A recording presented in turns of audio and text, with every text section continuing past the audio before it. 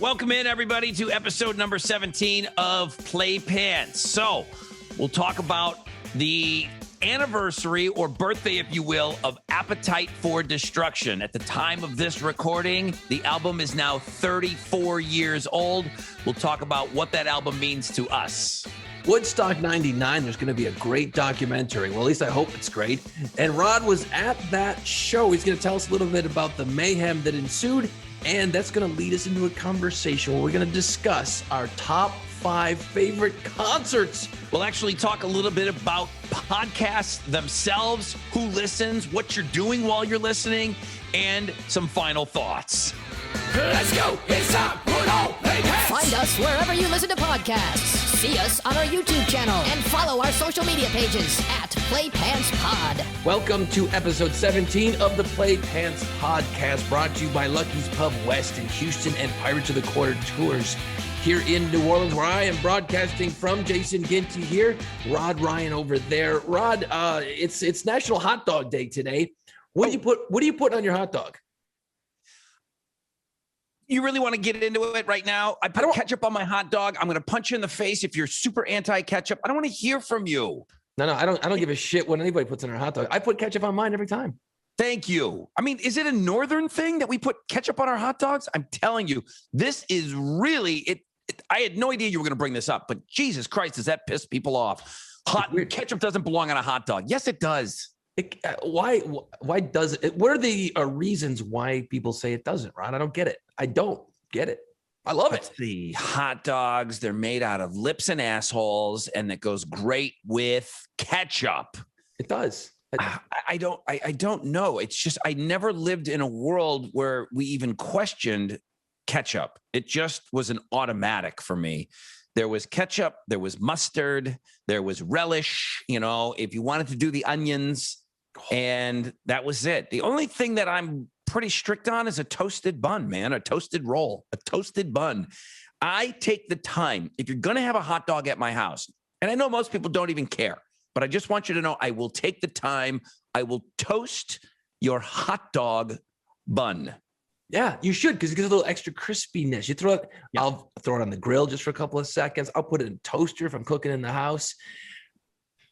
I think the ketchup thing, I think Anthony Bourdain in one episode said, you don't put a ketchup on a hot dog. That's not how you do it. And then people go, oh, well, if he said it, fuck, I can't. Yeah. I don't give a shit. Ketchup, mustard, crushed up potato chips. That's what I don't hate it. I don't hate it. It's your hot dog. Do what you want with it. Exactly. Now, let me ask you this, though. This came up, and I thought it was kind of interesting. People put the condiments on before they lay in the hot dog. Now, that's crazy. That doesn't sound like a crazy idea. I've never done it even once. I have never laid all that shit down and then put the hot dog in there. But I think my next dog, I'm going to try that. I don't know why I've never even thought of doing that. It totally makes sense to me. If you are I know downtown Buffalo, when we go out drinking all night, seeing shows, they had the hot dog carts out there, and they got the Lucky Dogs here in New Orleans, which I don't suggest really, but they hand you the hot dog, so you can't do that. I mean, you can lift the wiener out and hang on to it in your dirty, grubby hands. When you're getting a dog somewhere, they're going to put the dog, nestle it inside the bun, and then you're gonna have to put all the condiments on think of a ball game. Every hot dog that you've ever gotten at a baseball game or any game, it's going to already come in there, and then you got to put all the shit on top of it. But in the comfort of your own home, I don't think it sounds crazy to put all the condiments on first and then lay the dog in there. Yeah, it's got a nice little wet blanket to lay in. It's like, oh, this is nice. It's like a waterbed. I don't know. I don't think it makes it different whether it's on top or in the bottom. It's just going into your mouth. Who cares? Some guy in Chicago or something a couple of weeks ago said that he was making flat, round hot dogs. So what do I say? Yeah, it's called bologna, dude. Bologna. It's bologna. It's bologna. That's kind of the same. Yep. He did not want to cop to that, but yeah, he was making more of a sandwich hot dog. Hot dogs and bologna are the same thing, right? Close enough. It's cheap. We ate a ton of hot dogs growing up, and I ate a ton of bologna growing up because the shit was cheap. It's what we had. My grandma would go to the butcher and not have them slice the bologna up. I mean, we always got sliced bologna. We ate bologna all the time. Yep. But my grandma would go get a hunk of it and she would chop thick pieces of it, fry it up with some onions, and call it a Polish hamburger. That's what this guy is serving up. Fried bologna sandwiches. You can do them with the thinly sliced bologna, or you can also do it with like a bologna steak. So, you know, there's a big revitalization in downtown Buffalo. And one of the places that we went to outside of where the Sabres play, all these like old industrial buildings are kind of, you know, a bunch of bars now. And on the chalkboard, you know, everybody's got like the 6 million craft beers on the chalkboard and everything's handwritten and it looks cool. Then there's some of the menu items. And I saw you could buy a fried bologna sandwich. Oh, nice. That's gotta be a back home thing, right? I've never seen one here in New Orleans. I've never seen one here in Houston. I mean, you know, again, that's a hard knuckle dragging, wrench turning, hammer swinging town, man. Buffalo is. It's a Rust Belt. That's a Rust Belt thing, I think. You got Pittsburgh, Cleveland, Buffalo, that whole region. I would assume if someone's listening from those areas, I would. A fried bologna sandwich. I don't know if it was the shaved bologna or if it was a bologna steak, which again, my grandma called a Polish hamburger. I'm Polish. I can tell that joke. Yeah. Dude, look what I'm holding up. Look what I'm holding up. If you're watching this on YouTube, you can watch this podcast on YouTube and see our dumbasses in our home studios doing this every week. It's pretty cool. I'm holding up probably my 7th or 8th copy of this album. You're welcome, Slash. You're welcome, Axel. I've worn out this album to death a million times. I've got the vinyl downstairs. I'm just too lazy. I'm holding up a CD of one of my favorite albums of all time, Appetite for Destruction. Yes. From Guns N' Freaking Roses. I've got a CD copy. I burnt through 2 cassette copies back in the day. How many copies have you bought? We're going to get into it today. 34 years today. In 1987, Guns N' Roses released their debut album, Appetite for Destruction. So we're going to dig into it a little bit. What was your first physical copy? Because there was no digital back then. Mm-hmm. In what form did you get this album in? Wait, hold on. Before you, what year? 87 is how many years ago? Well, 87, the year came out. You didn't get it. I didn't get it till a year later. 88 is when it got hit. So what's that, 33 years? 33 years? So my point is, if you're 32 or 33 years old, it came out 34. So we've had the album for 33 years. Right. Technically, it's been out 34 years today. Gotcha. So 33. So if you're 33, your mom and dad were fucking to this.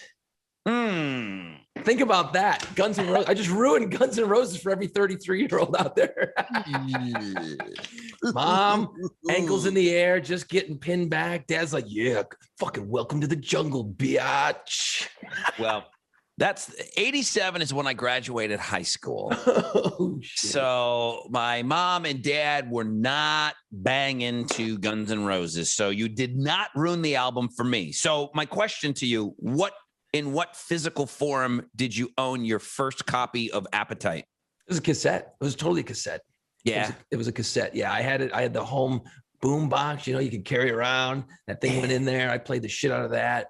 And then I burned it out. I wore the fucking tape out. I had to go buy another copy of Appetite. That was my second one on cassette. Years later, I replaced it on CD at some point. Right. And then that got worn out. Because, back in the day, you just throw your CDs in your car in the visor on the floor. You lose it. And that got all scratched up. So this is probably my second or third CD copy, which I haven't bought CDs in years. And then I bought the vinyl because my son's like, man, that Guns N' Roses album looks really cool. And I'm like, all right, let's get the vinyl. That's what I'm holding in my hand. This is a reissue. I mean, look how shiny and new it is. I mean, this, what I'm holding in my hand, you can tell is not 34 years old.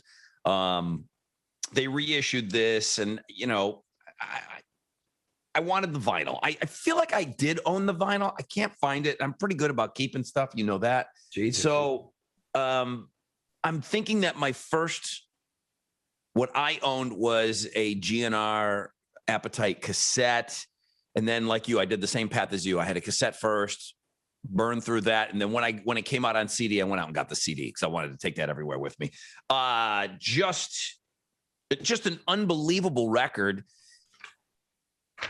I think maybe on a future, I didn't want to put you on the spot with this one, but the best hitting drop the needle opening track on an album.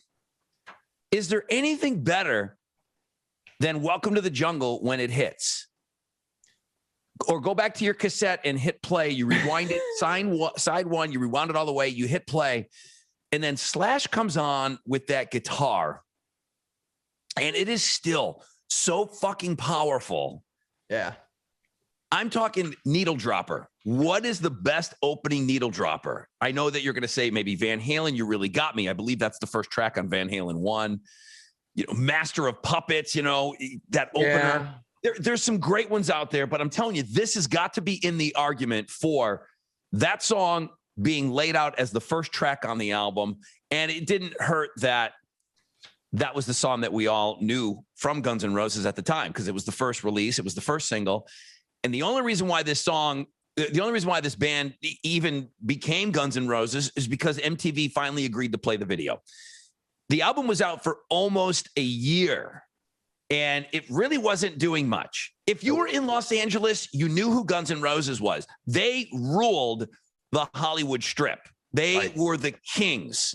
So everybody in Los Angeles knew who these guys were. The rest of the world didn't.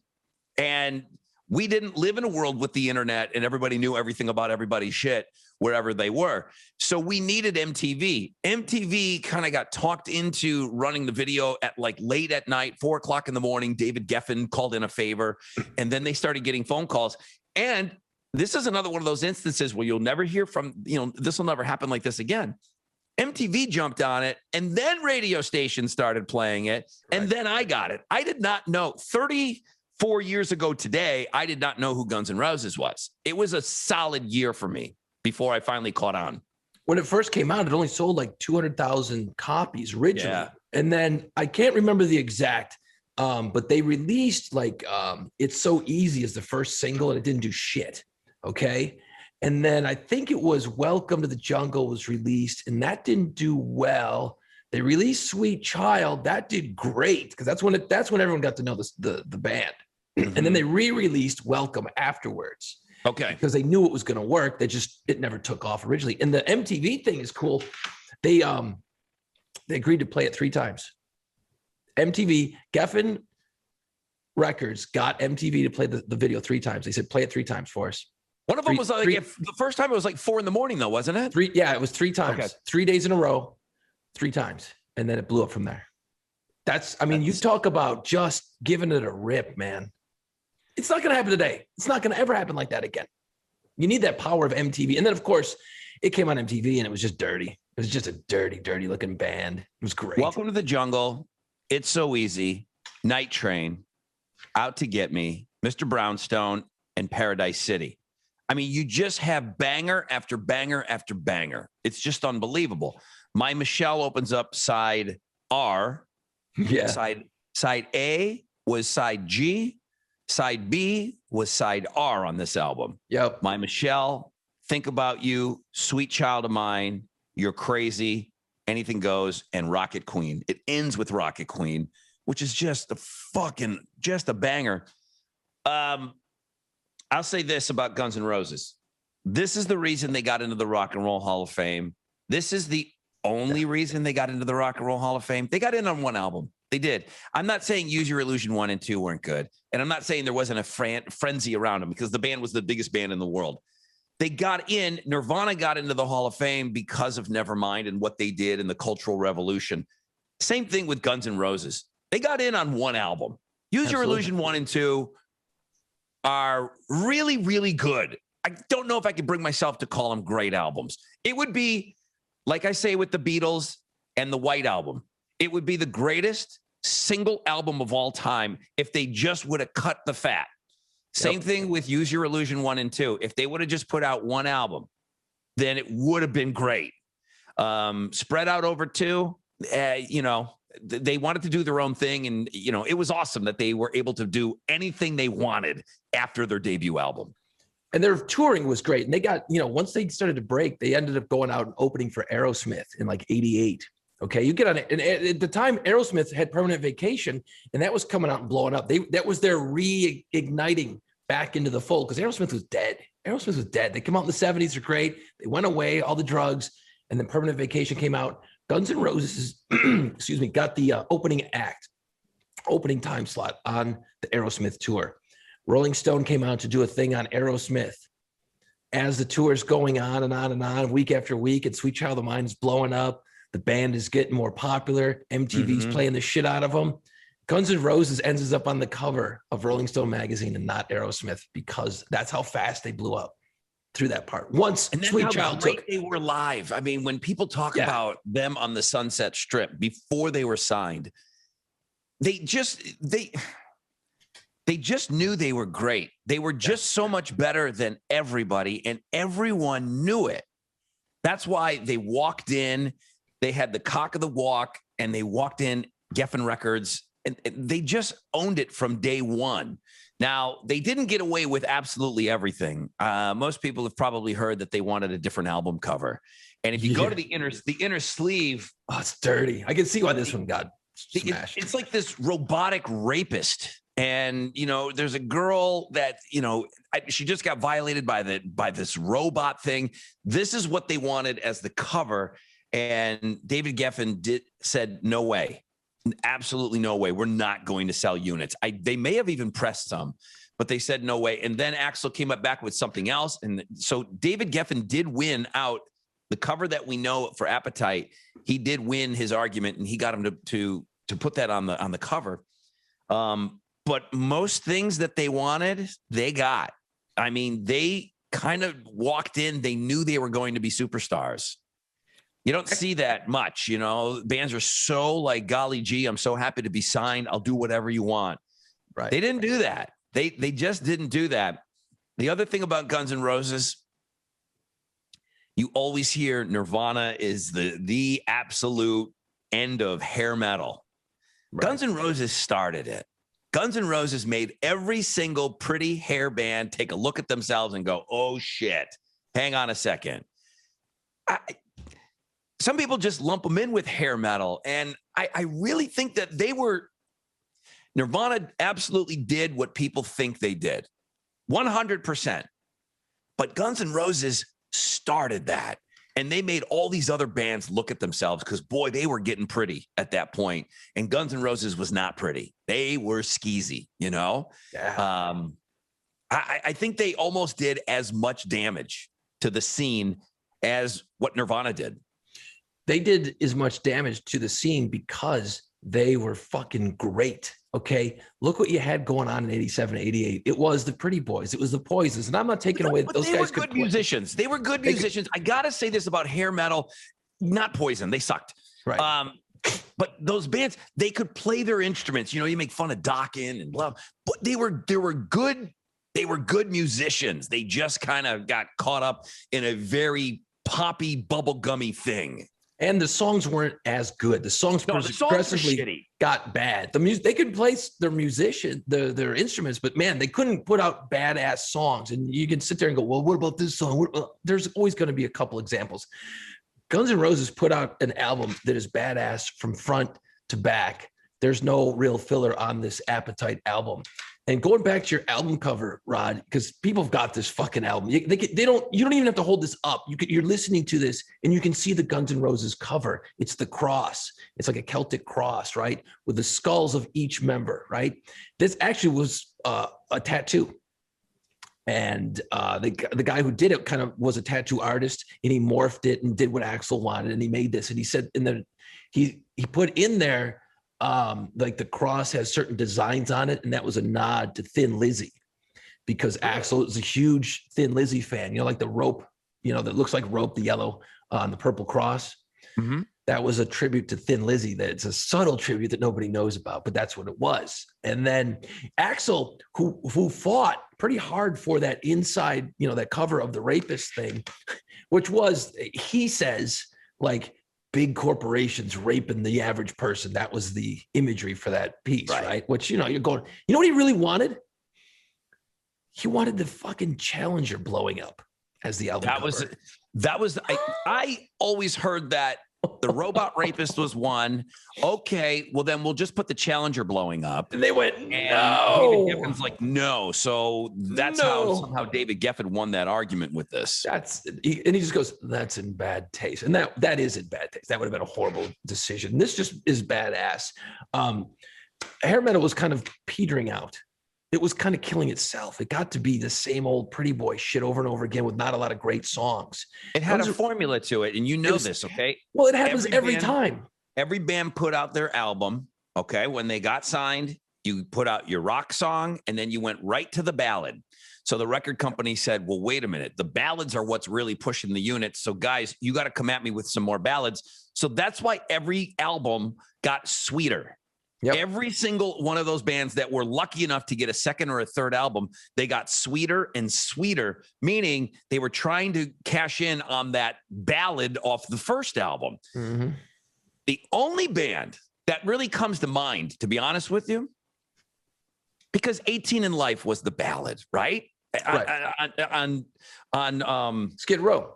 On Skid Row's debut album. I got to give it to those guys. They came back with an album that was heavier than the first one. Yeah. Slave to the Grind was heavy. Yep. And they didn't follow that formula. It may have hurt them. I mean, it didn't work that well either. You know, I mean, people were, wait, what's going on here? They wanted a thing and they wanted the prepackaged thing and they didn't get it. I will always give Skid Row credit for coming out. They're the only band I can think of off the top of my head out of all of those bands that got signed, all of the hair metal stuff. They came back with a heavier album. And what's great about 18 in Life is it's a ballad, but it wasn't the cheesy, oh, that girl's awesome, I love her ballady thing. It was It was heavy fucking lyric shit. And you know what's really cool about this is that Axl had already written November Rain. And they were going to put it on Appetite. And he said, I only want one ballad on that album. That ballad is going to be Sweet Child of Mine. Which isn't really a it's ballad. No, it rocks. It's great. It's the only lovey-dovey, mid-tempo, tune that's on there. It's such a great album. It's so unbelievable. It's just, when is it... Give me another scenario where something was just sitting around for such a long time. There's so many comparisons that you can draw between Guns N' Roses and Nirvana, Mm-hmm. But the fact that this album was out for a year, a solid year, it's just sitting in record bins and it sold 200,000 copies. That's great. But the magic number back then, everybody, Warrant, every single hair metal band, you had to sell 500,000 copies. Bullet Boys, you had to sell 500,000 copies, and then you got that second album. Yep. These guys are selling 200,000 copies. They're a year in. They're like, maybe, do we record another album? What do we do? And then MTV, like you said, that was it. When I saw it, I couldn't believe it. It was so exciting. It was different than everything else. It was out. It was that, like Nirvana. Tough though, man. They look tough. They look like a gang. Like Motley Crue even was getting sweet. Okay, yeah, Motley they got Crue, pretty. Yeah. They got pretty. Vince Neil got pretty. And these guys, they looked like a fucking gang. Yeah. Yeah, it looked like a biker gang that you sure as shit didn't want to cross. And they had the booze and they had the hair. And you're like, what the fuck? Does that guy even have a face? Like when Slash first came out, you never saw his face. That's true. I'm like, does that dude even have a face? Holy shit. And it just resonated with everyone. You couldn't go to any parking lot. I was in high school and I would be blasting the shit out of that. My buddy used to pick me up every fucking day for school. And the cassette would go in his Nova. And we drive we'd only hear the first two songs.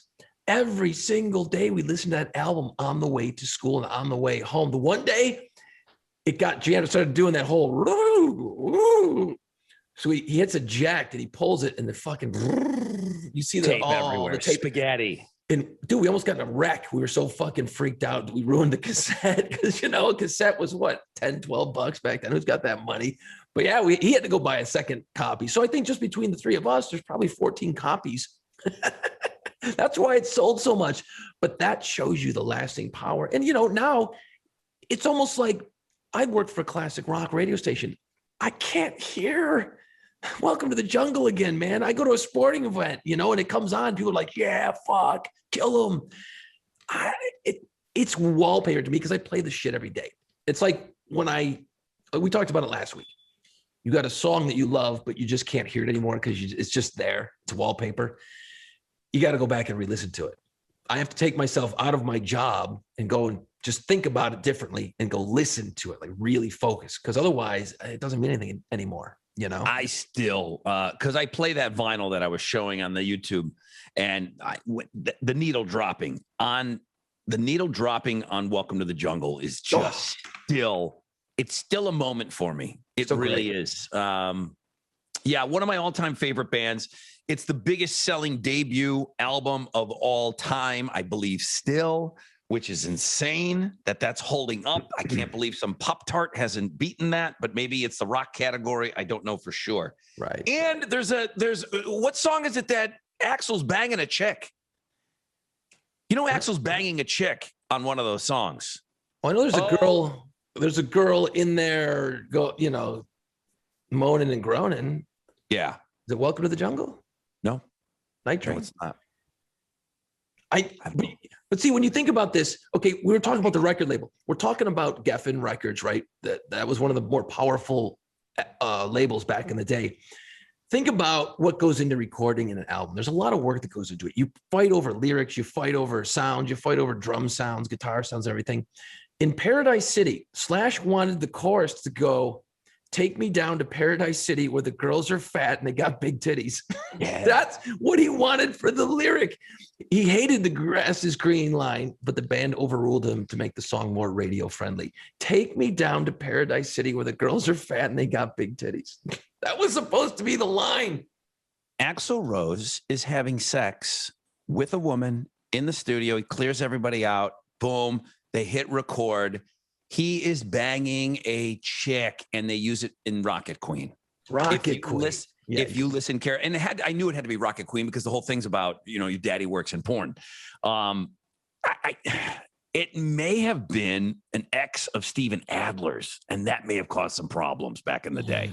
Yeah, but Axl's you could not do that. There's real live recorded sex in the background of one of the songs on Appetite for Destruction, the last song. It's awesome. It's awesome. How great is that? It's the greatest. Can I say that? Is it not great? I'm sure she consented. I'm sure she's happy about it. You're not doing it today, okay? You're not going to walk in the studio and do that. No, but there's stories of like Jim Morrison getting a Hummer when he's recording vocals on one of the songs, but you're not hearing the chick. You're not hearing her. Axl's like, crank up those mics, boys. This is going to be good. We're going to put it in a song. Everybody out, boom, hit record, and then boom, let me do my thing. So there's that. I hope somebody heard something new about this amazing album in this 20-minute rant about what is one of the great albums of all time. I mean, still to this day, what's amazing, my final thought on this would be in a year's time, because we all know that Axl was fumble fucking around forever and he was working on that Chinese Democracy, right? Yeah. Slash is off doing his own thing and everybody's doing their own thing. I go to see Guns N' Roses at the House of Blues with, Bumblefoot is on guitar and Tommy Stinson from The Replacements is the bass player. He was the bass player forever for a long time. Right. House of Blues, dude. I go see Guns N' Roses at the House of Blues, which ours is pretty big here. I think it's maybe you can jam 1,600 people in there. That's good. Inside of a year, Houston, Texas, Slash and Duff get back together. They're playing the football stadium and they sold it out. Yep. A bass player and a guitar player. Give me another band. Give me another band, a current band that you add a guitar player and a bass player and you go from 1,500 people at the House of Blues, sold out show. Congratulations, Axl and Bumblefoot, to selling out NRG Stadium. It was a year removed. That's insane. That is insane, is right. People to see Slash on stage with him was great. I was there. It was amazing. It was amazing. We saw them. They played. I went and saw them at the Dome that same year because they went probably Houston right to New Orleans. Yeah. Saw them at the Superdome, which was amazing. First time I saw Guns N' Roses was with Slash, and then they played Voodoo here in New Orleans the fall before. Must have been 2019, and it was so powerful. You're outside, and it was like 2 hours. And it fucking rained all day, and it was one of those weird rock cliche perfect moments where it just started like misting and lightly raining, and they fucking crank right into November Rain. It's like the music video happened right in front of my face. Mm-hmm. And it was so great. But do I want to see fucking Axl up there with a bunch of dudes I don't know? Nah, I probably wouldn't care. And he did a lot of Chinese democracy stuff, you know, like he I didn't mind that. I didn't mind. I think they did like 1 or 2 Chinese democracy songs on the last run. And I didn't mind. They weren't bad songs, you know. It's weird that he forces Slash to play that stuff. Weird. It is weird, but then doesn't Slash get to do like something that he wants to do, and Duff comes out and sings the song. I think they work it out pretty well. Yeah, and they know that the bank rolls are fat. Let's take a quick break, dude. If you got anything else on GNR? It's just, you know what? I remember, and maybe this is part of the allure of it. You got to think about it. MTV was really hot in '87, you know, and this looked different. It took that pretty boy shit and shoved it right in everyone's ass. And then these guys were that, you know, rock and roll always started out being something that your parents hated, whether you were the baby boomers or whatever. You know, the Beatles, my parents. My grandmother didn't like the fact that my mom liked the Beatles. And the Beatles had long hair. That trickles down road. That just keeps falling generation after generation after generation after generation. And these guys were dirty. They were scumbags. They were dangerous looking. They didn't give a shit. And parents hated it. So that just made young people love that shit even more. And it was everywhere. Chicks liked it. And that's what made it great. Guns N' Roses' Appetite for Destruction, the best-selling debut album ever. And if you're 33 years old, guess what your mom and dad were doing? Banging to Sweet Child of Mine. Yeah, the Woodstock documentary, not 1969. No, not the one after that. The one that I attended in 1999, the third attempt at a Woodstock, the one that some people say the day that rock died. There's a documentary coming out this week. I want to talk a little bit about it. It's going to morph us into our top 5 concert list. We got a list. And we're going to get into it. I was talking to my brother-in-law. He listens to these podcasts, and he just did a big old drive across country. And Rod, he was coming through Texas, and he was listening to the podcast. And it was like 3 a.m, and he was just humming through the I-10. And he's like, I got to go to Lucky's Pub West. I've got to try those damn Philly cheesesteak egg rolls. Dude, but it was like 3 a.m. He's like, well, I ain't stopping now. I'm waiting for him to open. So he just kept going. But he was so hell-bent on stopping on his road trip. But he says next time he's going to be there, Lucky's Pub West, I-10 at Barker Cypress. About 100 ice-cold beers to choose from. Dude, you serious? 100? Holy crap. That's awesome. Yeah, people That's awesome. Beer, man. People are into weird beers. 100 ice cold beers to choose from. Amazing food, the best pizza on the best side. Those wings, oh, they look so damn good. Burgers, and they got those famous Philly cheesesteak egg rolls. Astros baseball, they have not been losing. They've been winning, kicking everybody's ass lately too, man. You got to get there. Checked out the Astros on over 40 TVs. Ice cold beer at a fair price. I don't really need to say anything else, man. That says it all right there. Lucky's Pub West, I-10 at Barker Cypress. We got the links on the page wherever you download this crazy thing, and on YouTube, Lucky's Pub. Dude, and I know I keep saying it.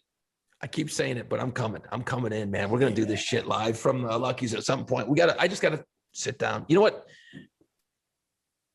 I'll look at a calendar next week. I'll figure something out. All right. I'm writing it down. I'm writing it down right now. And while you're writing it down this week, new documentary comes out. I'm of a certain age now where all I do is sit around and watch documentaries. That's cool. This one I've got a pretty good, healthy interest in because it deals with Woodstock 99. Woodstock 99, word association. First thing that pops in your head, what? I think that was the one that was a shit show, right? Wasn't there like fires and Limp Bizkit and rapes and horrible things? Shit show about sums it up. Yeah, absolutely. You and I were working in Buffalo when Woodstock 94 happened. That's the first one since the old folks, okay? 1969, I think everybody knows, was the first Woodstock. And then 94, they did a 25-year anniversary, right? Yeah. That was a good one. And we were working.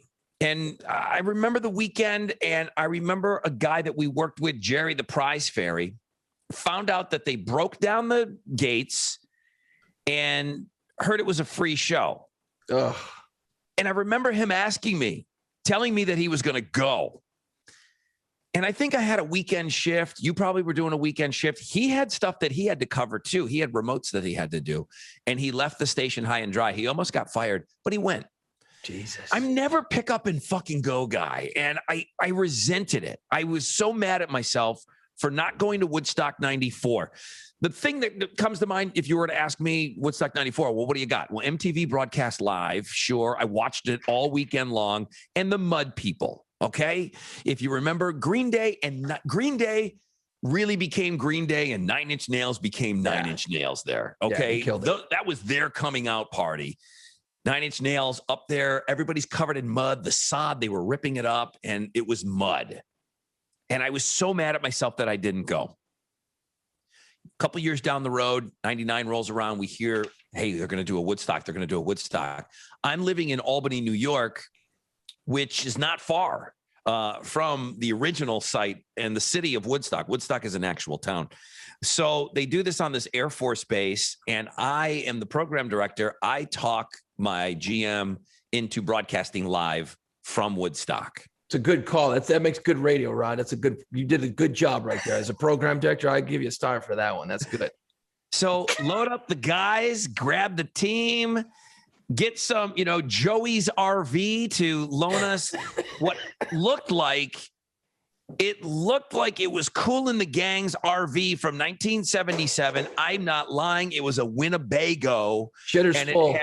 It had shag carpeting, and it did look like Cousin Eddie's Winnebago that was parked in Griswold's driveway. The shitter's awesome. full. It looked a lot like that. That's what we drove. And we went there for the weekend. We broadcast live a little bit, and we went to party. We went to go and party. I was in charge. I said, we're going to party. We're going to do we got to do whatever we have to do to broadcast, but we're going to party. Yeah.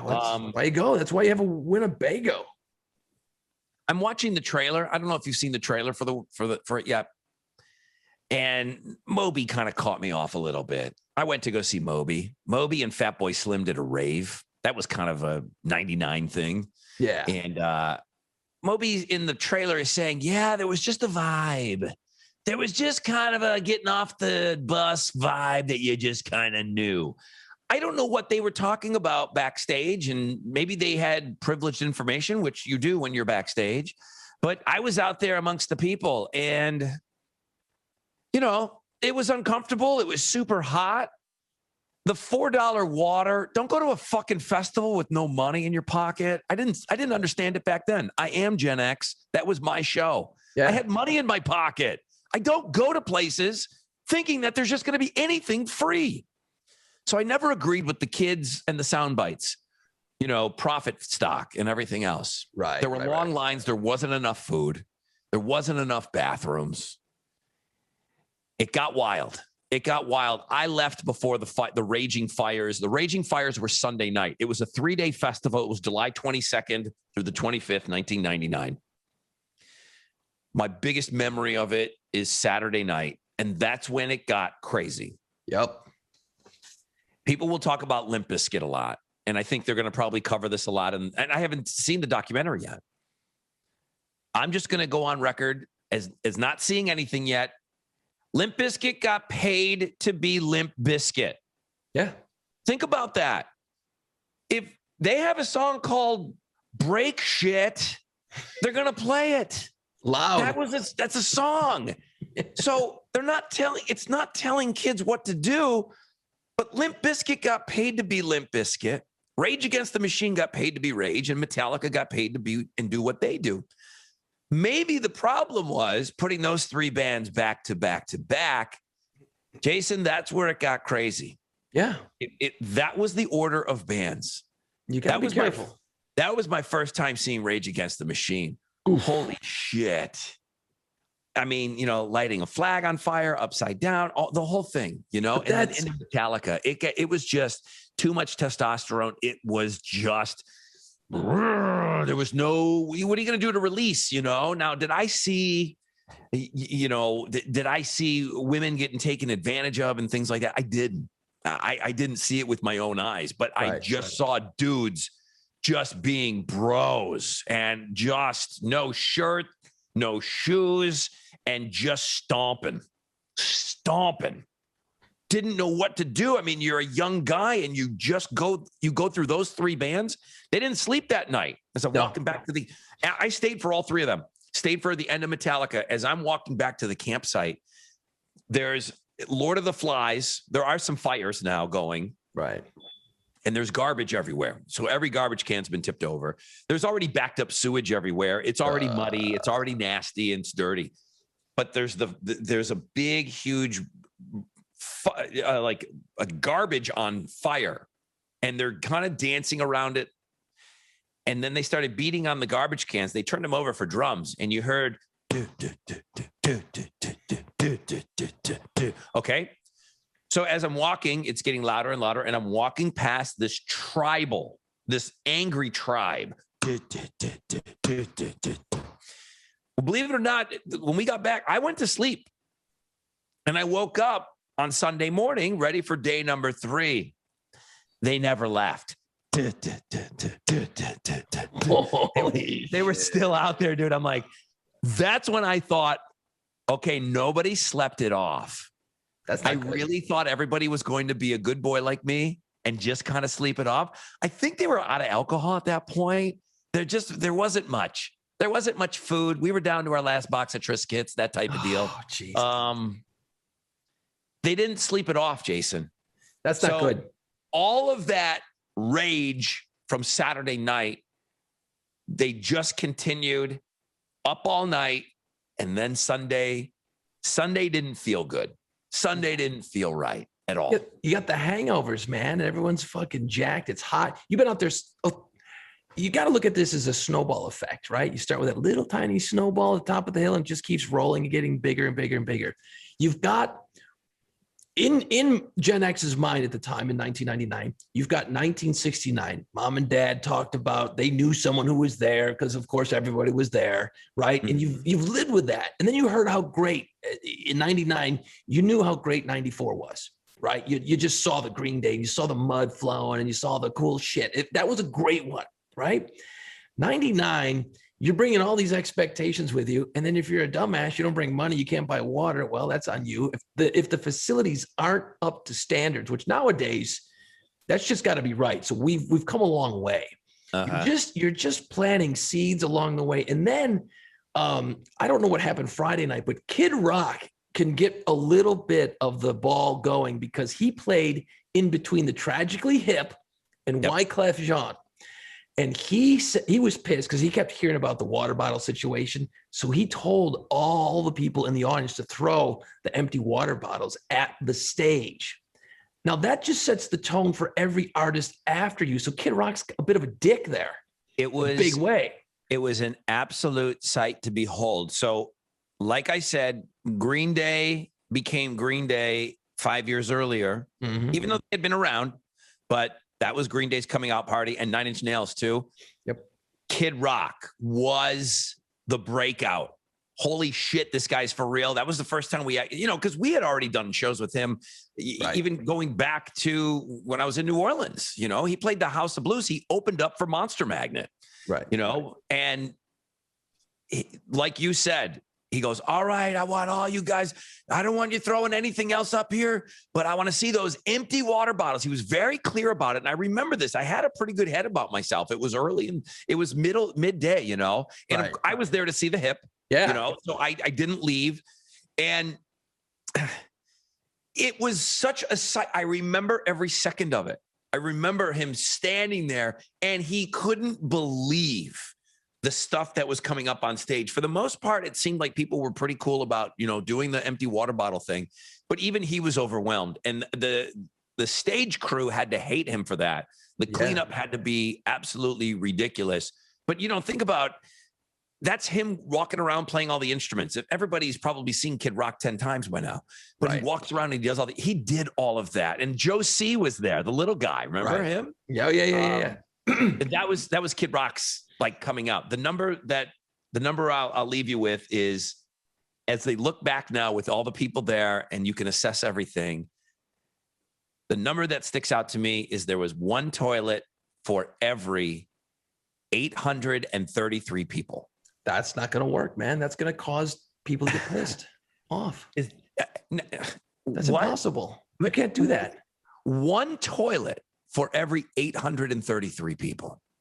Dude, I can't wait in line that long. Sorry, can't do it. Hour to wait in line, and then you just get back in line, right? I mean, you're gonna have to piss again. So then people just started pissing all over the place. Nobody wanted to leave their spot. So it was a disgusting filth. I had to get it out of my head because I tried to go to the camp area and try to I'm just standing in mud, which I knew in my heart of hearts was not just all mud. No. The smell and everything. There was raw sewage everywhere. Yeah, that's not going to be good. It was a pretty crazy thing. I can't wait for this documentary. I absolutely cannot wait. Does it define our generation? There's going to be people that are going to try to put all those kind of labels on it. And the people that think that they knew something was going to happen, I'm calling their shit right now. No. I kind of am. I mean, nobody thought it was going to be peace, love, and happiness. It was ink, tattooed, and ready to rock. I think that was our war cry going into it. And but you got the bros, man. You're always going to have these people who are there to fucking crush skulls. And you add, this is just a compound effect. It's the snowball effect, like I talk about. I mean, people were there. Dave Matthews had everybody going nuts. Show your titties, show your titties. People were shouting down the Tragically Hip. Go back to Canada, fuckers. I mean, it was brutal throughout the day. It just, these little things start to add. And then you got your weird drummer buddies out there all night, not fucking sleeping. What the fuck is that? I mean, I think if you watch a documentary, you're going to see where it's just this cumulative effect. And it just kept building. And then you put Limp Bizkit, Rage, and Metallica back to back to back. What'd you think was going to happen? Then you got no sleep, no food, sunburn. People are pissed. Chicks must have been running for their lives by this point. I mean, and it's a shame because it does not define Gen X. That defines the meat-headed portion of Gen X, and not everybody there was a meathead either. But it's a huge shit stain on our generation. It really is, and more people. I'm just curious because documentaries, they're. Even though a documentary, this is what I always say about these rock movies that come out right now. Bring up Queen. I loved Bohemian Rhapsody. I thought it was a great movie. It's not a documentary, guys. Mm-hmm. There's stuff that's out of order. There's stuff that was convenient for the movie to make it a better movie. Does my mom care? My mom loves Queen. She loves that movie. He won Best Actor. They weren't broken up before Live Aid. They made things convenient for the movie. A documentary, you're thinking, okay, let's really get some facts now. But if people like Michael Moore or anyone else taught us anything, documentaries can still be very, very slanted. What's going to be the take on this? What's my takeaway? Because I don't want them just shitting on this thing for 2 hours. Is there going to be anything that was good that came from this? Is there going to be anything like, hey, we tried, or my experience there? More shitters. Hopefully, I'm that there's slants with making these things, as there should be. It's your voice. But are you going into it to slam the whole thing? I mean, you saw Fire Festival, you saw that documentary. I saw both of them, and that's our Fire Festival. That's what we're known for. I don't know. I think it's only going to become more if this documentary is popular and a lot of people watch it. Then it's really going to be thought of as, hey, this is Gen X. This is the people that we're dealing with in this generation. Yeah, and hopefully that doesn't work out that way. I mean, what they're going to find out if they do it right is that And look at it now, man. You go to a festival and there's bathrooms. There's never enough. There's never going to be enough. You have to wait in line. Right. But they got way more bathrooms. They're sure as shit got way more water now. I mean, I think at this point, when these festivals get put on, they're pretty well done. I've gone to thousands of festivals over the years, and they just get better every year because they figure shit out as they go along. And you can't nobody wants Woodstock 99 happening in their backyard now. The lawsuits and the bullshit that you would have to deal with. Holy fuck, man. I mean, Woodstock 99 for me, it was amazing. You know, it was an amazing thing to be at. I'm so glad I was a part of history. In my top 5 concerts of all time, but not my number one. So I asked Jason this week, today, 10 minutes ago. Hey, by the way, I said, you know, we're going to talk about Woodstock. I want to talk about a little bit about this, and we'll link to the trailer and all the information. We'll link to the information on all of our social, where you can see the documentary. But I tasked Jason with top 5 concerts that you've attended. This was a really difficult list. I say, you know, same record that's still broken. This was tough, man. Yeah. For me, it was tough. And I know you've seen a million concerts too. Yeah. Were there 5 that shine? Was it easy? Because what I do is I don't put them in order. I just write them on a piece of paper. Then I start putting them in order and scratching. And that makes me mad at myself. Ron, I drink a lot, and I drink a lot at concerts. So, you know, I mean, they all seem great. That's the problem with this one. But I ran downstairs. I was talking to my wife. I'm like, oh, we're doing top 5 concerts. And she starts going, this and this and this. I'm like, oh, I forgot about that. So I'm not going to do a good job here probably. But I have had some amazing situations creep up out of the blue. And I've been to some great shows. Can I ask you a question before you give me your list? Yeah, man. 1, 2, 3, 4. How 5, many in your top 5 are Jazz Fest appearances? You know, I tried to leave it out because it would have been all of them. Because Jazz Fest, I'm blown away every time, man. There's always a band that I saw The Who. Holy shit, I never saw The Who before. So it was fucking great, and they were great. I don't love The Who that much, so I don't put it in my top 5. Is it worthy? Totally. You know, how many bands have we stood next to each other watching going, holy fuck, this is amazing at Jazz Fest? I mean, we saw Tom Petty together. Remember that day? One of his last shows. We were hanging out drinking beers because it was pouring cats and dogs. And you know, outside. by the way, we said we saw one of his last shows. You don't know it's one of his last shows while you're doing it. You know, he dies shortly afterwards. And then you're like, holy shit, I'm so glad I was there. Right. You're not thinking that, you know, this guy's going to die soon. You're not Tom Petty. But you're taking it in. No, Tom Petty, you thought he had another 15 years, 20 years. But it added a lot of more punch to the show because we were sitting around drinking going, fuck, it's raining. They didn't open the concert venue up yet. You know, the big festival. We weren't going to go that day. We were all like, and it was the old, you want to go, dude? It's going to be muddy. It's going to suck. I'm like, nah, I don't think so. Tom Petty, I saw him a couple of years ago and he was great. And then it just was that conversation. We're all kind of going back and forth like that. My wife goes, fuck you guys. I'm putting on my boots. Let's go. And I go, you know what? You got a point. And next thing you know, we're all out there and there was hardly anybody out there and the mud wasn't so bad. And he was loose, man. It was great. He was so relaxed. Yeah. He was having fun. He didn't give a shit that there weren't a ton of people there like he was supposed to have. And we had so much fun that day, man. So that, I mean, there's still people that have never been to Jazz Fest before. So Tom Petty probably would have played to maybe 110,000 people, you know, if it was packed, and he still played to, and when Jason says there wasn't a ton of people there was still 65,000 people there. Oh yeah. So there's still a ton of people. Yeah. I want people that have never been. It was still 65,000 of us are watching him. But we didn't have to share them with 120. So half. We had room, and we actually were closer to the stage, which we never do, you know, and it was great. So that could have easily made it into one of my top 5. It doesn't. Okay. It doesn't. All right. And I'm excited then. So you have nothing from Jazz Fest in your top 5 concerts. I'm looking. No, I don't. Wow, that's crazy. I could easily. I know, me too. I could easily 1,000 times over, and I probably should. The Houston audience gets sick of me hearing about, oh, Rod loves Jazz Fest. I love Jazz Fest. It's my favorite thing, man. 20-some years we've been going. It's great. Okay. This one's going to be fun. You're going to like this one. You're going to be like, oh, yeah. One of my favorite concert events ever in my life. But because of what I do for a living, that's what makes it even cooler, because I'm in radio and we're both getting started. We did Edge Fest in Buffalo. I believe it was in 1995. It was on the beach on Lake Ontario or Lake Erie. And it was 10,000 Maniacs, the Goo Goo Dolls, the Tea Party. And then we had a second stage with a bunch of local bands, and all of our favorite local bands were playing.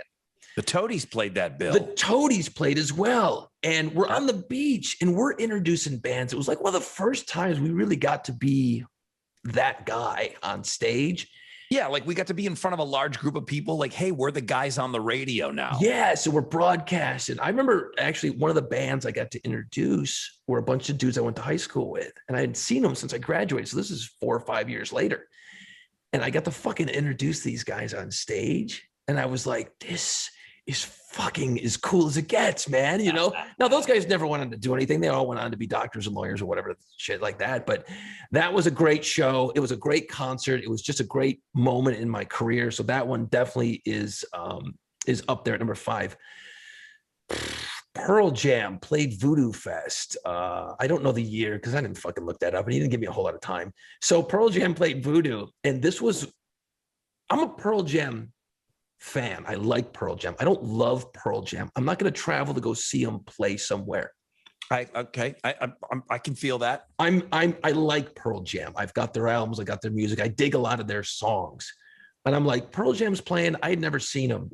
And what's interesting is this is the year that they played Voodoo, and the weather was fucking perfect. And I didn't know until afterwards. So they go through 2.5 hours. Eddie Vedder's out there drinking wine, and they had like these cool, like giant lights that were like balls hanging from ropes. And at one point, the thing is, the stage is fucking just wild. It's loud as shit. And Eddie Vedder's just running and swinging all over the place on these ropes. Right. And I'm like, they literally played every Pearl Jam song I love in this set. I was like, this is unbelievable. How did they play every song I love? Well, come to find out afterwards. Steve Gleason, who used to play for the New Orleans Saints, he was like a special teamer, right? Well, he grew up in the Northwest, and he's friends with Pearl Jam. Now, since then, he's contracted ALS, and he's wheelchair bound. He made the set list for that night. He made the set list for Pearl Jam because Stone Gossard and him are friends. And the story goes that Pearl Jam will never do Even Flowin' Alive on the same night. They're just kind of fucking sick of singing those songs, right? They did them both. I know. You know what, dude? You wrote the songs, play the songs. That's what people want to hear. But they don't do it for whatever reason. Yeah, so they played them both that night, which is a really rare situation. So that adds to the weight of how cool that show was once I found out afterwards. Is that the same show that they close with Yellow Ledbetter and Mike McCready just posts up right in front of his wheelchair? They bring him out at the end. Yeah. Mike, so they bring out Steve Gleason, and McCready is, looking at the stage. He's on the left-hand side. He posts up right in front of the wheelchair. And if you know the song Yellow Ledbetter, that bluesy guitar, and he just fucking wails it, and he's playing it for one person, and he's playing it in front of Gleason. It's amazing. It's an amazing moment. Is that has that show been put out on DVD, or is it, have they ever packaged that up? I wish they would, because it was a great fucking show, man. I mean, they did everything. It was so somehow I don't think I went to that show, but I know that story I just told. So over the news, I saw it online somewhere. That was number 4. Number 3, I actually did the full-blown old school situation, man. I camped out for tickets. And I never got to see Van Halen with Roth, and I was a Sammy fan, so I was into it. So I camped out for fucking Van Halen tickets, and I saw Sammy Hagar in the early 90s at the Odd in Buffalo. And I was like, I was really close to Eddie's side of the stage. You got to be on Eddie's side of the stage.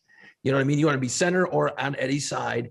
And I was right there, watched the show, and it was just fucking great. But it's the camping out that really made that experience special. It was just camping out, my brother and I and some buddies, and it was just fucking cool.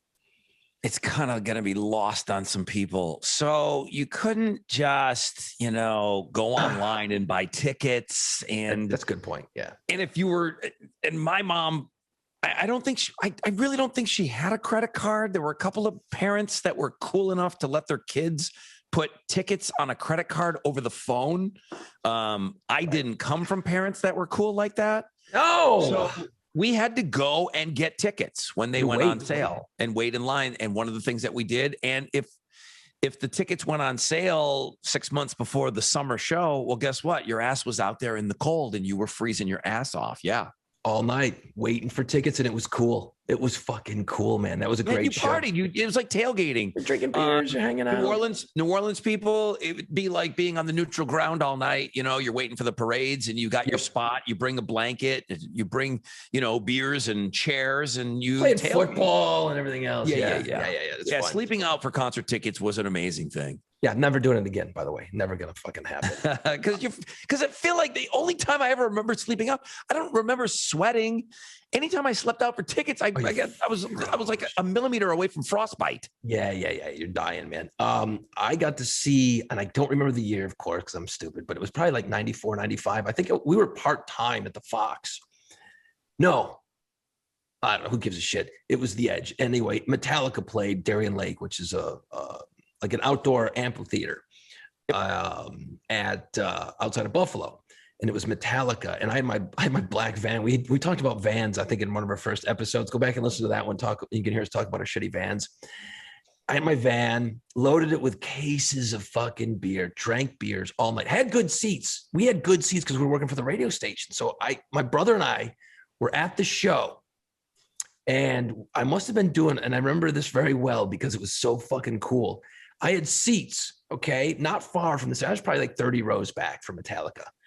And Metallica starts, we're still in the parking lot drinking beers. So we go running in, my brother and I. He just graduated from basic training in the Marine Corps. So he was fucking ripped and badass, right?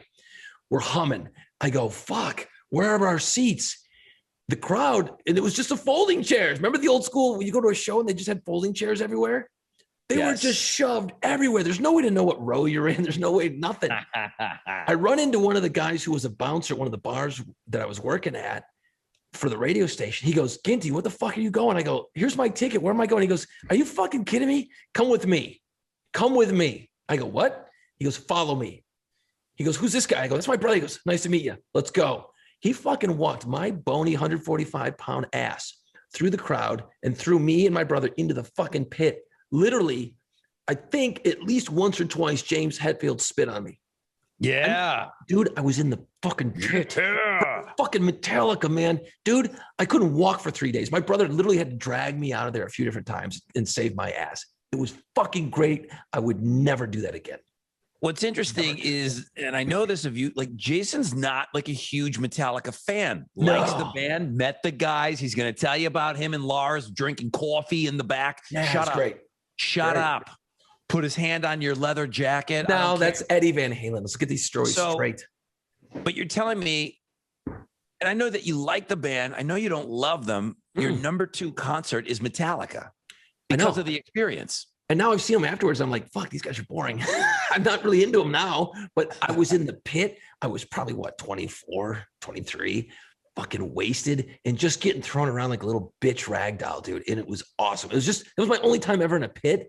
And it was just like, we were talking about Woodstock 99 a minute ago. I would have been banging those fucking drums all night, dude. That'd have been me. That'd have been me. It'd be fucking like diving into the Jumanji pit. What was that? Is that number 2? I think it was number 2. Fuck, I don't know. Who cares? I got to see Foo Fighters at the House of Blues during the Sonic Highways album. They showed the New Orleans episode on a big screen in the House of Blues. And in New Orleans, that's about 875 people, 900 people. They showed the episode. Sonic Highways was that documentary they made for the album. They went to Chicago and Seattle, and they put the song together in that city. And they recorded at Preservation Hall in the French Quarter. So we'd heard all about that. So fucking the great episode. You want to learn about New Orleans? Watch the Sonic Highways New Orleans episode. Plays. I love that whole documentary series. It's so good. Damn good. The song they did for each city, the song they did for New Orleans is great. Oh my God, it's so great. Congregation. They did In the Clear. in the clear for New Orleans. They had the brass congregation. Congregation was I don't know. I have to look at that one. Go ahead. So, and then fucking the show, the episode ends, the credits roll, and then boom, here comes fucking Foo Fighters for a 3-hour show. And they were jacked up because they're playing a small club. I'm standing there looking at Dave Grohl all night. He gets off the stage with his guitar and he's running around the fucking crowd. He bumps into me, shoves me out of the way with his guitar neck. And then he comes by again. I fucking high five him. Then he's up on the balcony, shoving, blowing champagne everywhere. Dude, it was one of those great, great moments. To see Foo Fighters that great. And of course, they were great at Jazz Fest years ago. So I had to kind of weigh those together, and the Jazz Fest performance was fucking great too. And number 1, I think that's 6. I don't know, who cares? My fucking list. Rage Against the Machine at Voodoo. You were there. We ended up bending the fucking bleachers. We were jumping so much. It was so fucking loud. They were hearing it like 2 cities over. And then that night, we ended up stalking Tom Morello, which I think you told that story in a different episode, I believe. We saw him at the dungeon, though. And then we tried to get pictures, and it took us fucking like 3 hours to get the pictures done. It was a fucking But we do have a picture, though, with Tom Morello that night. Yeah, us and two chicks that we don't know. It's not the only time I ran into Tom Morello at the dungeon in New Orleans either. But that was a show. So there's my top 6. I think you just did a top 10. Okay. If you're going to be fucking throwing around, you can throw extras in if you want. It's our fucking show, dude. Who cares? Okay, then I have a tie at number 5. Nice. See, that's a good way to get it in. That's a good. I have a tie at number 5. It works. It works. I was going to bring out this coin and flip, but now I'm giving you both shows. So my tie for number 5, I'll play off of your Foo Fighters. So yeah, Foo Fighters. Which Foo Fighters show though, man? Like, what's it going to be? Which one? Now you had to go. That was a very, very special screening and everything that you got to do. So super jealous of that. I did not go to that one. I saw Foo Fighters in small clubs early on, but 4th of July, it was in Washington, D.C., 2015, his hometown. He sells out RFK Stadium and he's in the throne. Shit. That's the first time. That's the first time we see him in this throne. And one of the really, really big moments, because we just thought he was just going to be sitting there, right? If you guys remember when Dave Grohl snapped his leg, he had a throne built like Game of Thrones, but it was all guitar necks behind him. Brilliant. And he had to keep his leg propped up, and he sat on this throne and he was jamming, right? He didn't move it for about 4 or 5 songs. I feel like maybe 4 songs. There was no movement, and it's great. You're seeing him do it, and he's got so much excitement. And he's playing. This is his hometown. He was born and raised in the DC area. Right. So he couldn't believe it was a moment. He always dreamed of playing 4th of July, DC. Those 2 things are together. And then, oh my God, I'm selling out the stadium where I grew up. Jesus Christ, that's awesome. 4th song in, the fucking throne moves forward and the place goes bananas, dude. That thing moves. What? Holy shit. I'm like, what's next? It's going to take off like the Willy Wonka Vader and it's going to go up into the sky. We didn't know. All it did was move forward, and it was Beatlesque, the loudness of people shrilling and screaming. Wow. It was awesome. It was so great. That's tied with my wife. Thank you. Got Captain Cash and me tickets, AC/DC, Gillette Stadium, Foxborough, Massachusetts. Same year. Shit. I'm about 15 rows back in a stadium, and I'm watching AC/DC on stage. And it was a beautiful, think about this though. Think about concerts. You said one of those concerts, it was the sleeping out, and it was the whole thing about the concert. Yep. So me, of course, AC/DC is one of my all-time favorite bands, but I'm outside. I made a trip. Boston's a great place. Yeah, it's a great city. Fucking hate all their sports teams. I'm jealous. But I'm in the stadium, and it's a perfect night, and it's outdoors, and it's open air, and AC/DC's playing. It was, oh my God. And AC/DC sounds great, man. I don't know how his voice, I don't know how he does it, but he sounds great. And they're going to be going out on tour, I think, one more time. So don't miss AC/DC. Don't think that you're going to get ripped off. I'll say this. The last couple times they've come, you never felt ripped off. I didn't see them in the 80s. No. In the early 80s, I didn't see them. I did see them in the late 80s. All right, tied for number 5. Number four. I don't know if you went with me to this show or not. 9 Inch Nails, Downward Spiral. In the Odd. No. 1994. It's November. Marilyn Manson. Nobody knew who he was, really. He was just this dangerous, crazy guy. He opened up, but 9 Inch Nails was so angry. Trent was so nasty, so mean. Yes. There were keyboards all over the stage, and he could just pull out a keyboard and start pounding on it. And then when he was done, he threw it. Yeah. He's playing the guitar, and everybody is just coated in like baby powder or something. They all look like monsters. He pulls his guitar string. He tripped up his guitar player. It was chaos. That's awesome. It was the most chaos I've ever seen on a stage before. Wow.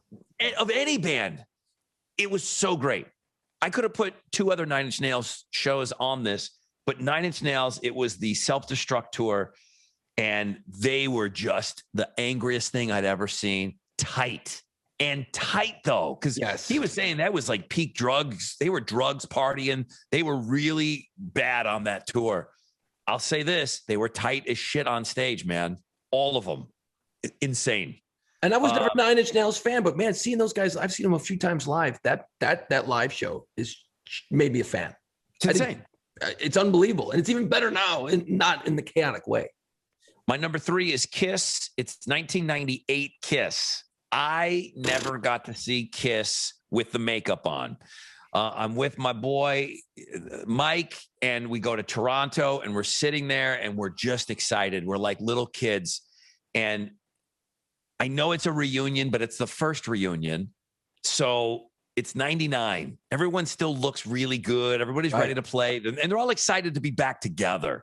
So they walk out on stage, and I'm 8 years old. Yeah. Years old. Oh my God, these superheroes that I've known my whole life. I've seen every live show. I've seen every bootleg, everything. Yep. But to stand there, and they come walking out on stage. Yeah. Nothing's ever taken me back like that before. It's amazing. Just to see it live. I mean, fur on your neck's rising up, and you're freaking out, and you're shaking. You're like, holy fuck, how is this possible? And Sebastian Bach, we could see. He's in the front row, and he's got his hair. Skid Row. Right. They're getting mentioned today on the show.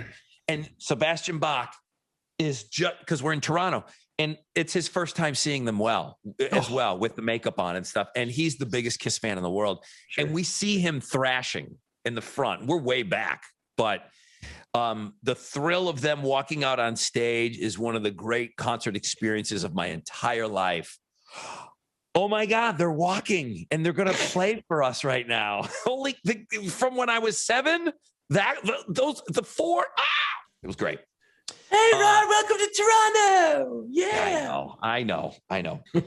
But that moment is huge. I'm going to wuss out. I'm going to just put Woodstock in it too. The whole experience, the weekend. I would have beat you up if you just said Jazz Fest. I would have wanted a specific set or a band, because, you go to Jazz Fest, you go for the weekend. Well, Woodstock was a weekend. Right. The experience of that was just, we talked about it, and it was amazing. I went to go see Our Lady Peace, and I can't remember what else I went to go see that weekend. It's just Tragically Hip and Kid Rock, but it's Limp Bizkit, it's Rage, it's Metallica. What the fuck? That's insane. That's insane. When I say it out loud, I just go, oh, it's exhausting. Yeah, I'm tired. It makes me tired to say those 3 bands back to back to back. It's like, I need a nap saying them. Dude, you don't even have to make the documentary. You know what happened? Those 3 bands. Documentary's over. Who can fucking do anything afterwards besides sit in the woods and play drums under a garbage can? That's it. Number 1 show I ever saw. It was pretty easy.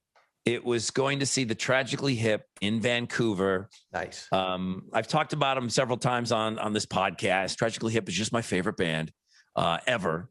And the lead singer got brain cancer, and he knew he was going to not be around long.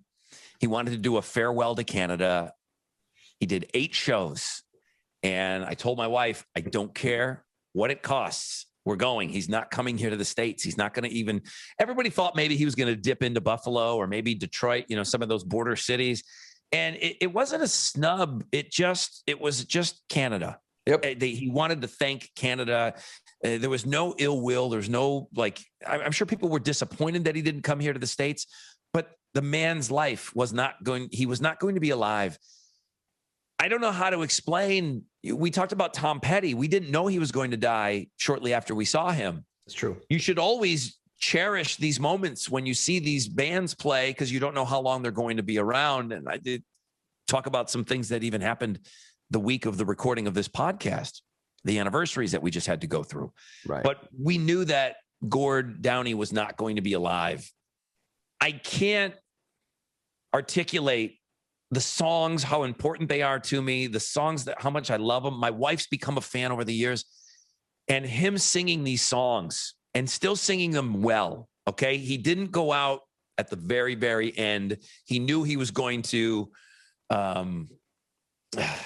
he just knew he wasn't going to be at his best in those last couple of months of his life. So while he could do it, he did it. And it's just the most emotional thing ever. And at the end, he just said, thank you. And he tried to walk off stage, and they're like, nope, no, you're not. You're not. They pushed him out there. Like when a guy gets everybody at the baseball park and they push him out of the dugout. Yeah. They made him stand there. And I get emotional thinking about it. Everybody's just bawling, bawling. The greatest concert. It will never, ever be bested. It just won't. It just won't. Because knowing what you knew going into it, it changes every word he sings. The lyrics will change. The meaning of everything he's saying has a different weight to it. The lyrics, you're going to pay attention to more. They're going to hit you differently. And it changed everything, So many different things about, there's documentaries on it now and everything. They had this huge stage where they're playing in Vancouver, and he wanted everybody tight. He wanted everybody in like the club days, and he just, you could see the absolute enjoyment in his eyes. They had him on the big screen the whole time, and he just took it in. He was taking it in. I'm looking at a man that's not going to be here in 6 months. It's hard to process. It's hard to process it. And it just goes to show you that music is more than just music. It's way more. But think about this. And this is a weird question to ask, but, and again, being dead is never going to be good, obviously, but to go out the way he did, he got this, and I'm not going to phrase this right, but I'm going to try. He got to go out doing something he loved. Absolutely. So he I know he had cancer. He didn't choose fucking cancer. I get that. But he did say, you know what? Let's go out and give it one more rip. So in a way, you have to look at it. And I'm not phrasing this right at all. He got to go out on his own terms. He didn't go sit in a hospital bed and just say, fuck it, I'm going to die. There's something to be said about that. And of course he wanted to have those moments with his band. They've been playing together forever, but and I say I'm talking as fans now, we really felt like he was doing it to say thank you. Yep. And the appreciation that he showed, it's like, none of that is necessary, dude. We're here for you, man. Right. And he's like, thank you. And he wasn't jumping around, and he wasn't as animated as you or I have seen him in the past, but it was just the most special thing ever. Just the absolute greatest. All right. That's why I like when I do shows now, like when the Stones were coming, I'm like, I told my son who's almost 13, I said, dude, I don't know if you know the Stones. I said, I'm going to spend all this money on a ticket for a 13-year-old to go see the Rolling Stones, but it's an investment that he'll be able to say someday, I got to see the fucking Rolling Stones, man. When these bands come around now, go see them, because you never freaking know. And you don't want to be that guy going, shit, I didn't get to see Tom Petty because I just didn't want to get wet or whatever. You got to take advantage, especially these older acts. They're running out. Yeah. Eddie Van Halen's gone. That's not going to happen again. I can't wait. We've been getting some great interaction on all of our social media and stuff. I can't wait to see people's top 5 concerts. That's going to be really fun to me. I hope everybody plays along like you've been doing great. I cannot wait to read the shows that you've been at. I can't wait for Big Dumb Pierre to throw it in our faces that he saw David Lee Roth on the 1984 tour. Wow. He's the same age as us, and that's the one that he held over my head. Now, I saw Iron Maiden 100 times, and it took him forever to see Maiden, so he's got that on me now. But I can't wait for somebody that had cool parents that took them to go see Kiss in 77, you know? No, didn't, you know, that's a rare thing. But you know, what's fun is we did what do we do? Cover songs last week? I don't even remember. And I've been getting texts. I've been getting texts from friends. Dude, what about this? What about this? What about this? I haven't had time to listen to everything from last week yet. Like, the great thing for this podcast for me is, other than doing this show with you, is all the shit I'm learning. I got to go watch a bunch of movies now. I still haven't had time to watch all the movies we've talked about. And you learn about these movies through people who are interacting with us. And I know we don't have a lot of time left here, Rod, but you did want to talk about podcasts. I do. Let's do that quickly, because this can't go on for 4 hours. But let's do a quick break, and then we'll come back and talk quickly about podcasts if we can. Yeah, I on a podcast, I wanted to talk about podcasts, and plus we'll wrap up with our final thoughts. All right. New Orleans, guys, planning a road trip. New Orleans. Listen, of course you're going to go to the French Quarter. Yeah. Okay, that's where you're going to go. You go to New Orleans, you go to the French Quarter, you party balls. Spend some time with the Pirates of the Quarter, our good friends. Okay, the Pirates of the Quarter. These guys, they're awesome. They know the real rich history that's in the French Quarter. It's the most unique walking tour in all of the French Quarter. I'm not going to lie to you. There's a bunch of walking tours. There's a bunch of things that you can do. These guys, I don't like to put tours against one another. We're all pro New Orleans here, but these guys give you real history, okay? They're not making up a bunch of shit. They do give you real history of where you're standing. They'll walk you through the French Quarter and what the Pirates did and where they did what they did. It's an amazing time. It goes by so quick. You're still partying. You got your beers with you because you can walk around with them. The Pirates telling you all of these great tales. You're going to learn some stuff. It's pretty amazing. Awarded the Traveler's Choice Award by TripAdvisor last 2 years. So you need to discover the pirate history of New Orleans at piratesofthequarter.com. If you are planning a trip, book in advance. These things do book up, all right? So they can take a bunch of you out there. You're going to stop into a few pubs and stuff. You're going to be drinking. You're going to be having a good time, but you're going to really learn a lot here. Links on the Playpans podcast page, YouTube page, but at Pirates of the Quarter, everything. The social media director is phenomenal.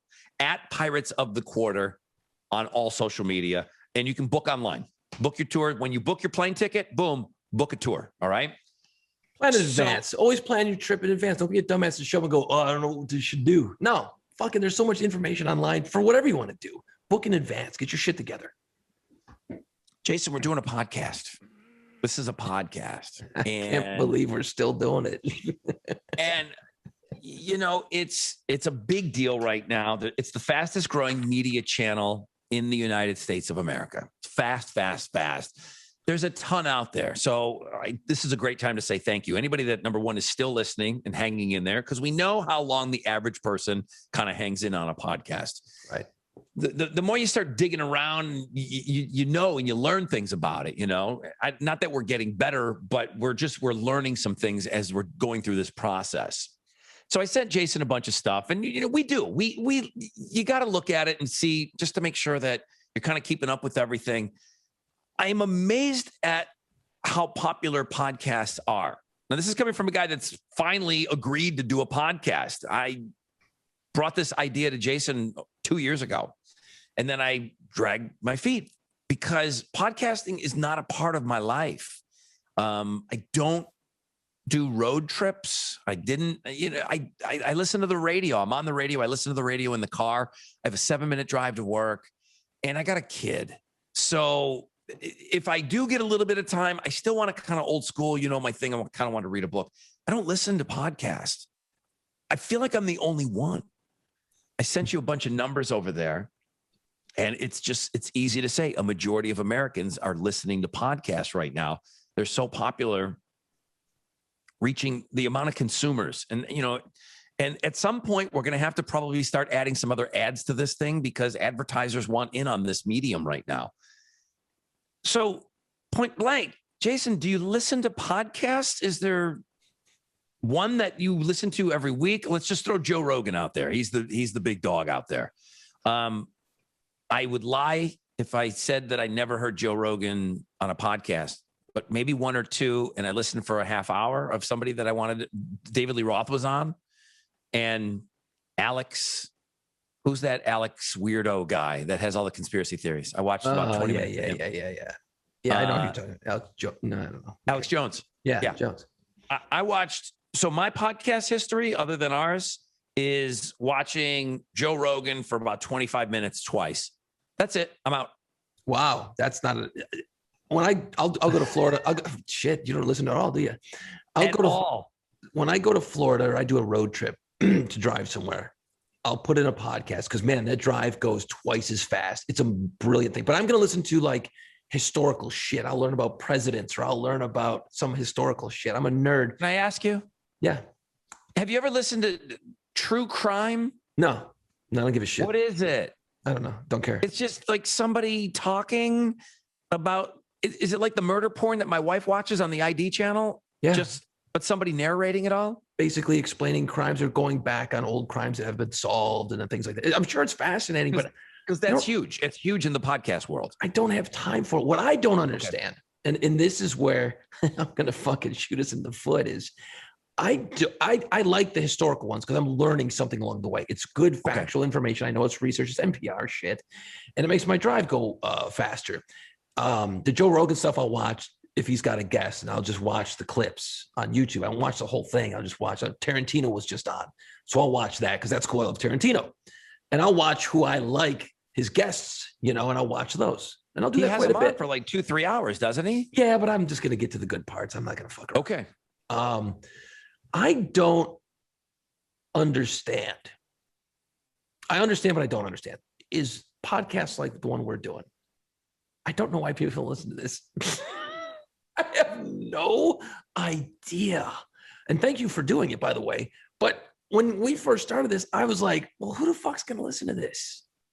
Maybe we'll get a couple of people to listen. Maybe our friends will get a couple of listeners from the radio shows. But I didn't think it was doing well. Our podcast is doing pretty damn well right now. We're getting numbers. People are digging it. We get more people every week, and it's going fine.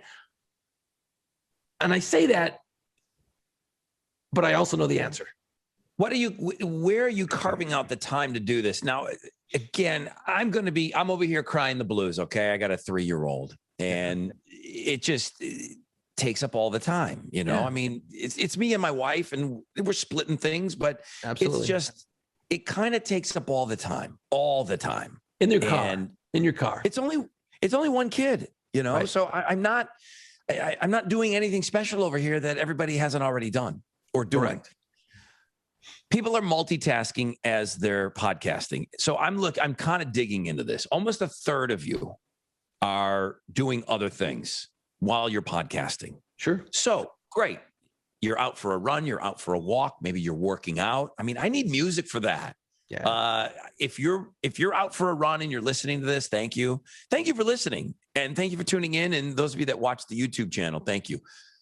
Most people say that they're multitasking as they're listening. I'm assuming what you said, driving. I don't have specific. Well, I do have specifics. No, the driving's a big deal, man. They're putting that shit on, and because it's long form.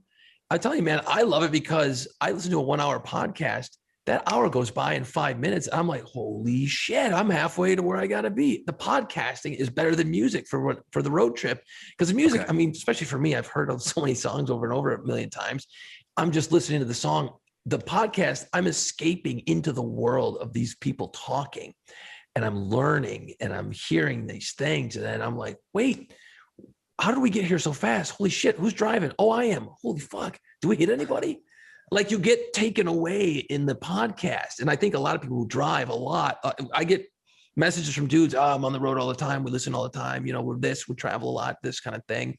You're a person who, you fly a lot for business and flights are coming back. You put the earbuds in, you listen, you listen for that hour. And, for us, again, we're not the historical podcast. the way I describe this podcast to all my friends is, yeah, there's two dipshits talking about dumb shit. That's really what we're doing. I'm not selling this. I know. Don't put me in front of advertisers, by the way. I mean, bro, can you come up with something a little flashier? Yeah, two dipshits. No, I can't do it, man. But when I say this, when I don't understand why people listen to this, I think it's because what we talk about is fairly relatable. I mean, we're not blowing anybody with any really spectacular information. Maybe the music information we give occasionally is interesting. There's stuff that I learned that you tell me, and I'm sure vice versa. But Never. Of course not. But I think what I've learned about this podcast specifically, and I'm sure it's the same for others, is the connection with our listeners. I find it to be even more relatable, they give a lot more. Now you've got a different situation. You got a morning show, so you got a lot of great interaction with listeners through social media and stuff. I'm just playing Leonard Skinner songs all damn day, right? So I don't get as much interaction, but I find through this, people will specifically name us and they'll be like, hey man, what you said about this was cool. And hey man, did you know about this? What you said is actually this, and this. Because you get to speak. I mean, even for me, I got a huge outlet to talk a lot in the morning. Correct. But not this much. No. I can't just sit around and shoot the shit for an hour and a half. No. I mean, nobody wants to listen to this like that. Yeah. Correct. So I feel like I get a lot of time to talk in the morning, but not like this, and then you and I haven't worked together. Correct. Because this is kind of work. There's not a penny's being made here. It's fucking work for me. I got to be honest. But that was very appealing to me, and like being able to go just this much further. I can tell some stories on the radio, and then boom, you got to get in, out, wherever. And here's the fucking traffic. Okay, boom, we can expound a little bit more. But when it comes to digging around and who's listening and it's pretty awesome. It is pretty awesome. It's great. I guess it's just the number one thing people are doing is walking. If they are multitasking. Now there's somebody that's just sitting there listening to a podcast, sitting at their computer and watching us on YouTube, and that's awesome. Or whoever their favorites are. Walking is the number one thing that if you are multitasking, it's the top thing that people do. Guys, go for a walk, man, and listen to us, okay? Yeah, I talk about this all the time. Walking is our superpower. Be like Jason, go out and run, but at bare minimum, walk, okay? Driving a car was number 2. Exercising was up there. And then it comes to, hey, if I'm online, then I'm going to check out a podcast. But I thought it was interesting that walking was the absolute number 1, even more so than people being in the car. What if that has anything to do with like the pandemic and parks were jammed? People are outside more often now. The numbers are going to be skewed for everything we do the next couple of years because of the COVID situation. But what's great for the podcast for our standpoint from the production side of it is how many times, and I've done it a million times in the last 17 episodes, you get time to think while we're on this podcast. When you're doing your radio bit, there's not enough time to really think. You're just like, okay, say this. Okay, this could be a funny line. And you're in the moment. Okay, here's fucking traffic. Here's weather. How many times have you been talking? I'm like, whoa, wait a minute. Yep. And you can go back around and talk about something else. You actually get to be a human being in the podcast. In the radio world, we'd be destroyed. We'd be destroyed by program directors. Yeah. It's just because it doesn't work. It's a different world. It has made me better. Animal. This has made me better. So what did you think when you saw Mundo in Dallas, Texas? He's wearing a Rod Ryan Show bucket hat, and he's holding up a sign at a wrestling event, and it says Play Pants Podcast. I don't know when's the last time you watched wrestling, but signs are still a big deal there. Correct. All right. Right. So he had a sign of ours that he was trying to get it on TV, Play Pants Podcast. On the flip side of that, he had Pass the Gravy. He's been a big fan of Alex's for years. He's part of the Gravy Gang and all of those guys. And a bunch of those guys have come over to check us out because Alex has been cultivating these guys for years. When we do our 17th podcast, Alex is on his 417th. Holy shit. Of Pass the Gravy. A lot of those guys will chime in on social media. They've all been very cool. They don't know who the What did fuck you think about seeing somebody holding a sign up for our podcast at a wrestling event in Dallas? Dude, like, coming through this business, in all fairness, anytime you get to someone recognize you, it's always going to be kind of cool. Okay. Or, every once in a while you end up on TV doing something, right? That's always cool. I've got to be honest. I have not been excited about seeing something that I have been associated with in a long time. I got to be honest. I fucking ran around showing everybody in the house immediately. I go, holy shit, check this out. Holy fuck. Now, no offense, but the dude took 30 seconds to make the sign. He just took a Sharpie and wrote it. There was no artwork or nothing. I didn't care. That's what even made it better. That's what made it better. Dude, I was more excited. I thought it was a pretty good representation of the show. I mean, slapped together, Sharpie in the parking lot on your way in. People are stepping on your posters. You're trying to do it right outside the door. Dude, I got to be honest. I got pretty excited about that. And I think you posted something like, holy shit, that's fucking great. And I was like, yeah, this is insane. And that's Raymundo. And he's a great dude. He's been a great listener for a long, long time. He's comes out to all our shit. And again, a huge part of the Gravy Gang. And, some of those guys are coming over to check us out too, which is nice. It is cool, man. And I wanted to say happy birthday to Emily Brown. Apparently it's her birthday. This comes out on Thursday. This is her birthday on Thursday. She's always chiming in on social media. And she just said that, tomorrow was the birthday. So my birthday is tomorrow. Perfect day for a new episode. Emily from El Campo. So Emily, rock and roll. Thanks and happy birthday. So it's these type of connections that are very cool. And we're learning about this. I didn't like I said, I don't know why people listen to this. I really don't, And I'll be fired tomorrow and there'll be some other dude fucking sitting across from you tomorrow. But you know what I mean? Like I don't. But I say that, but I also know why. It's the connection. It's they must like what we talk about. I don't know. Top 5 list, maybe. Is that it? It can't be that. You got to send us some more ideas for top 5s, man. Like I came up with this one like 10 minutes before we went to air. So I had one that I sent you. It was top 5 games you always used to play as a kid, not non-video. Right. And it sounds lame as shit, but it's summertime. You go camping, you're out there, you're fucking bringing Connect 4 or cards and shit. I think there's some room for some love in there somewhere down the road. I like it. All right, let's do some final thoughts and get out of here. Jason, any final thoughts? No, man, I'm still going through. Oh, you know what? Final thought. I fucking suck at this job. I swear to God, I prepared for this. This here, Ron, I know you've probably got one of these. This is a fish bowl. You got to watch the YouTube. Of concert. What are we going to do with these ticket stubs? I don't know. I've had this for years. Motley Crue, UNO Lakefront Arena, 2005. So I've got these concert ticket stubs. I'm digging around like I'm going to draw bingo numbers right now in this bowl of hundreds of concert ticket stubs. So tell me you haven't had this thought, and you're kind of a crafty guy, and you have a bar in your backyard. Why haven't you done like the bar top with those and that real thick kind of clear shit that I don't know what it is because I'm half a man. What is that epoxy clear stuff that you put on? Why wouldn't you do something with those? Handy guy with a bar in his backyard. I'll tell you fucking why. It's because I'm doing stupid podcasts with you. I ain't got time for that shit. Dude, Rush. I saw Rush. I don't remember seeing this fucking show. Ozzy and Rob Zombie. Dude, I'm going to go through these concert tickets. Holy shit. I've seen a lot of cool shows. Yeah, that's my final thought. I save a bowl with all my old concert tickets. That's kind of cool.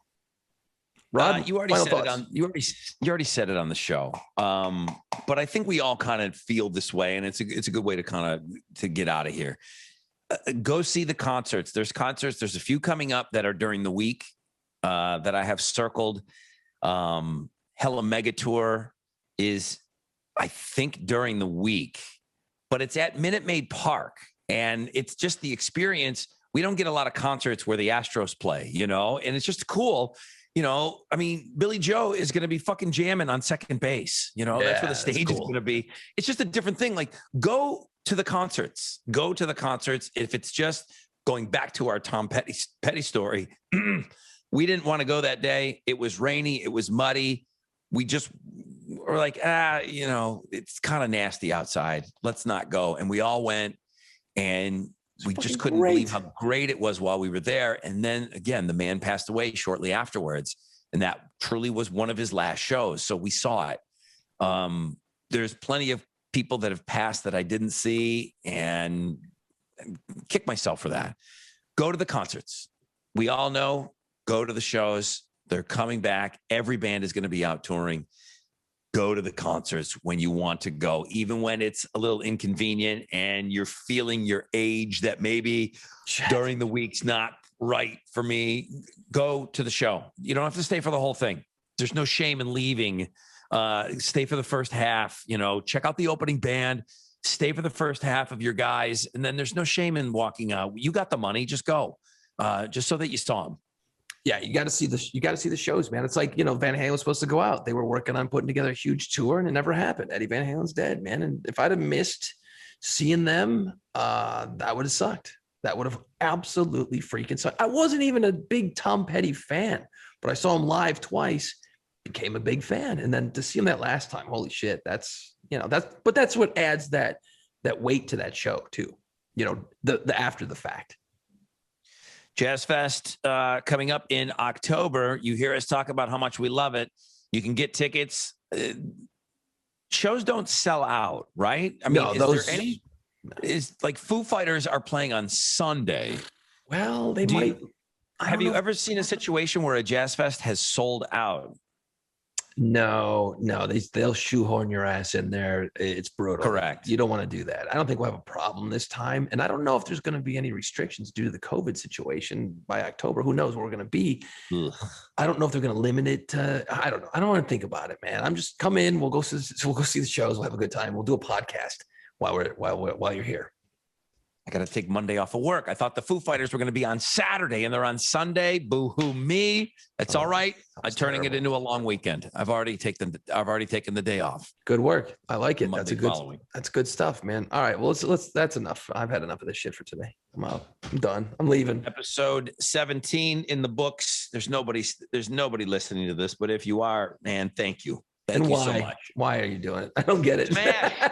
Smash things. You're supposed to smash something. I don't know. What do podcast people say? I never saw one. I never listened to one. Smash the subscribe button on YouTube. Follow us. Tell your friends. And then visit our sponsors, Lucky's Pub, West in Houston. And if you're coming to New Orleans, go on that crazy Pirates of the Quarter, French Quarter walk-in tour. There you go. We've plugged all our sponsors for now. Yes. Hopefully we'll get more in the future. There you go. See you. Good night. Later. Let's go. It's time. Find us wherever you listen to podcasts. See us on our YouTube channel and follow our social media pages at PlayPantsPod.